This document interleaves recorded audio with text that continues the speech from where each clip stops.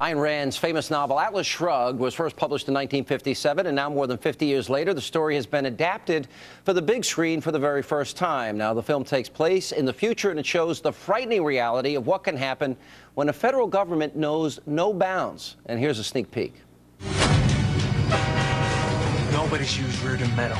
Why do we have to be the first? Well, they say you're intractable, you're ruthless, your only goal is to make money. My only goal is to make money. Yeah, but you shouldn't say it. If we're going to bring Reardon down, we should do it from the inside. I am placing a moratorium on all railroad bonds. We can't afford to allow the expansion of a company which produces too much. A federal tax will be applied to all steel mills. All right, the movie is set to be released next month, something that might never have happened had Hollywood liberals gotten their way. And joining me now to explain all of this is the host of Stossel on the Fox Business Network, our good friend John Stossel. Welcome back. Thank you. All right. And by the way, I've always said Ayn Rand. I'm told it's Ayn Rand. Yeah. All right. Neither here nor there. Who is John Gold? And we were talking about this before we went on there. There were certain writers that just had this vision of the future. It seems like, you know, this out-of-control, no bounds government, I don't care if it's Orwell's 84 or some of Taylor Caldwell is a favorite author of mine, or Atlas Shrugged, they got it. They understood what could happen. Where did this vision come from? Well, she grew up in Russia where she saw what happened from big government. But I agree. I was just amazed. I read it as a kid. You know, it's a fun adventure story. Right. And it's still selling millions of copies. 5 million I read, and 500,000 last year. But having become a consumer reporter and then really studied the effects of big government, I reread it, and it was, oh my God, how could she see 50 years ago what would happen now in America, that you have to beg a bureaucrat's permission to do anything? How many Cut down a tree. Did you ever try and cut down a tree on your own property? I wouldn't dare. They got the tree police in my neighborhood. And how many good inventions are we denied because people have to jump through all these hoops? Or prescriptions. People dying of cancer. They want to risk an experimental drug. Good luck. And this movie and this book tell this story 50 years ago. It's amazing. It was hard to get the movie made. Well, that's what I want to ask you next.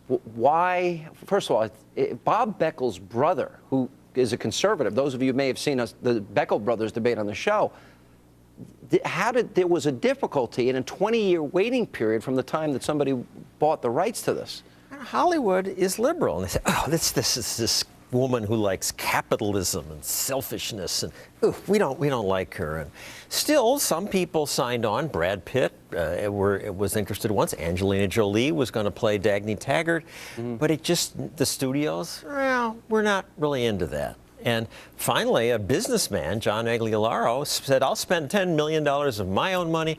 I'm going to get this made. This is the first. It's a 1,000-page book. You can't do it in one movie. It's the first of 3. Yeah. All right. What do you think this could have an impact? Because look, I communicate on radio. I communicate on TV. I listen to music. Music is very powerful because it touches your emotions. Movies can touch you deeply. You know, you look through a movie theater, tearjerker, you see people crying, reacting. You think this could have an impact on people's understanding of government, the dangers of out-of-control government and power grabs and high taxation, and maybe the concept of freedom on the other hand? Yes, because to understand that takes work. And most people have lives. They don't want to devote that much work to it. But to see it in a story where you care about the character who's being squashed by the state, right, opens people's eyes. Yeah, I agree. When you look at what's happening today, and I mentioned this earlier, the month of February, our deficit was $223 billion. In 2007, just for one month. 1 month, the short month. In 2007, for the whole year, it was $161 billion. It's frightening. I mean, at least now we're talking about it. Politicians rarely even talked about it, so that's the first step. Are they talking about it because we're forcing them to talk about it? $14 trillion on track to double in less than 10 years, to $28 trillion. Well, nobody's forcing the Tea Party movement to go to these rallies and say this is too much. So I think people, I hope, are waking up finally. You mean those racist white people, gun-toting, that bitterly cling to their guns and religion? Those are the people. I don't think they are. the and neither NPR do exec- you, you saw but- what did you think of that NPR tape? Oh, where the guy Schiller was. Yeah. Well, frankly, I'm amazed he turned down $5 million. From a group that basically said they were supportive of the Muslim Brotherhood, John? Very few people turn down $5 million, so I was sort of respected the guy for that. Well, Rudy turned down the money that was offered by. Remember That's that? true. That was a big moment.